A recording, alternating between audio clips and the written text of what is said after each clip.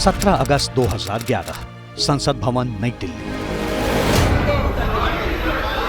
उस वक्त देश में कांग्रेस की लीडरशिप वाली यूपीए 2 की सरकार थी।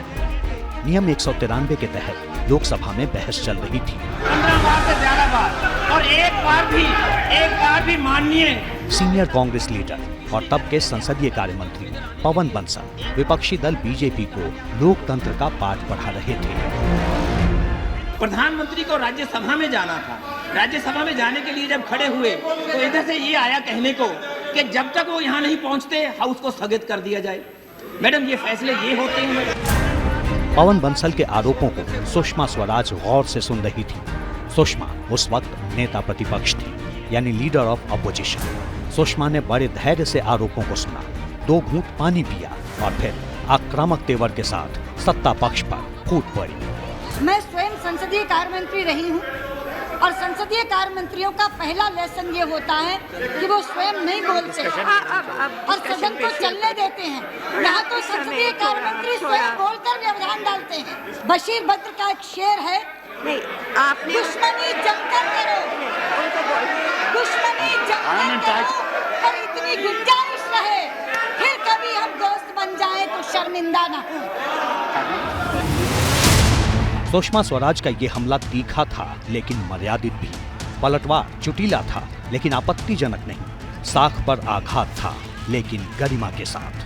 भजन कीर्तन करते हुए लोगों पर जो लाठियां बरसाई गई वो नागरिक अधिकारों का रक्षण था।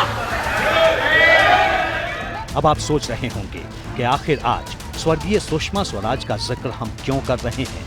सुषमा स्वराज आज प्रासंगिक क्यों है और संसद के अंदर इस दहाड़ का आज की राजनीति से क्या वास्ता, तो जान लीजिए। वास्ता है, बहुत करीबी वास्ता है, क्योंकि सुषमा स्वराज आधिकारिक तौर पर भारत की पिछली लीडर ऑफ अपोजिशन थी।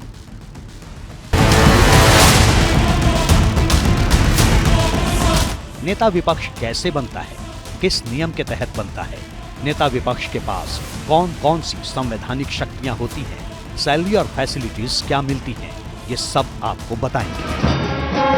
लेकिन उससे पहले ये जान लीजिए कि आखिर राष्ट्रीय स्वयंसेवक संघ ने सियासत को ऐसी क्या नसीहत दी है जिसकी वजह से प्रतिपक्ष शब्द ट्रेंडिंग है। 10 जून 2024 नागपुर, महाराष्ट्र। आरएसएस चीफ मोहन भागवत संघ के कार्यकर्ता विकास वर्ग के समापन कार्यक्रम को संबोधित कर रहे थे। चुने क्यों जा रहे लोग संसद में जाएंगे, बैठकर अपने देश को चलाएंगे। आधे घंटे से ज्यादा के संबोधन में भागवत ने कई पहलुओं को छुआ। मणिपुर पर सत्ता को झकझोरा तो चुनाव में फेक वीडियो वायरल करने के लिए विपक्षी दलों को भी फटकारा। लेकिन उनकी कही एक बात बीजेपी और कांग्रेस समर्थक दोनों के बीच चर्चा में है। 2 पक्ष है, विरोधी पक्ष कहते हैं, मैं प्रतिपक्ष कहता हूं। वो विरोधी नहीं है, उसको विरोधी मानना भी नहीं चाहिए। वो प्रतिपक्ष है, वो एक पहलू उजागर कर रहा है, उसका भी विचार होना चाहिए।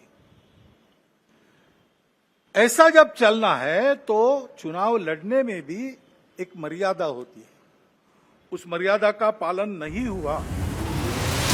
मोहन भागवत राजनीतिक शख्सियत नहीं है।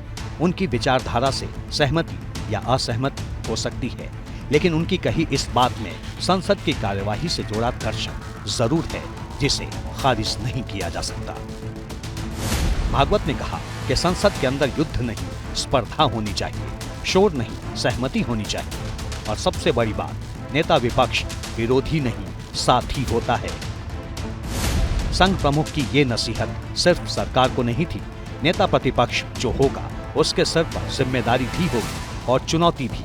और नरेंद्र मोदी के सामने उस शख्स को ये इम्तिहान रोज पास करने का टफ चैलेंज होगा।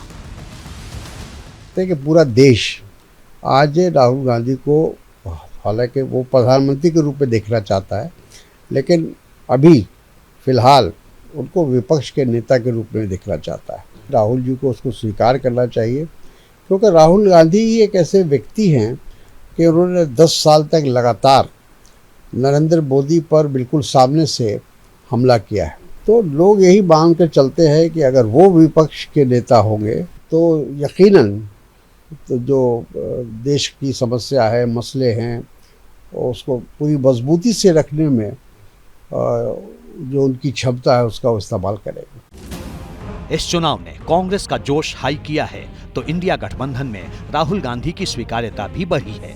राहुल गांधी की मां सोनिया गांधी भी नेता विपक्ष रह चुकी हैं। अटल बिहारी वाजपेयी की गठबंधन वाली एनडीए सरकार में 4 साल 98 दिन तक वो लीडर ऑफ अपोजिशन रही। अगर राहुल गांधी ये जिम्मेदारी लेते हैं तो उनकी तुलना न तो सुषमा स्वराज से होगी न सोनिया गांधी से। राहुल की प्रतियोगिता स्वयं से होगी। तो राहुल गांधी जी को लालकृष्ण आडवाणी जी से संजीदगी सीखनी चाहिए, डिसिप्लिन सीखना चाहिए, और जो हार्ड वर्क लालकृष्ण आडवाणी के तो अनुभव में था, लेकिन वो हार्ड वर्क करना पड़ेगा। और सुषमा जी के साथ एक विट के साथ, एक ह्यूमर के साथ, कि आप कितनी भी गहरी, कितनी भी गंभीर, कितनी भी चुटीली बात कह दें, लेकिन उस पर किसी को गुस्सा ना आए, और गुस्सा आए तो कम से कम जाहिर ना कर सके। और जो सोनिया जी हैं, कांग्रेस की अध्यक्ष भी रही हैं, उनकी माँ भी हैं, उनसे तो बहुत कुछ सीखा जा सकता है कि बिना बहुत लंबे संसदीय अनुभव के बिना भी कैसे सरकार को घेरा जाए और अपनी मर्यादा को बनाए रखा जाए। यदि ये तीनों गुण आ जाएं, एक बात और याद रखिए, वेस्टमिनिस्टर जो सिस्टम होता है उसमें विपक्ष का नेता भावी प्रधानमंत्री के तौर पर देखा जाता है। तो राहुल गांधी जी के लिए बेहतर मौका हो सकता है।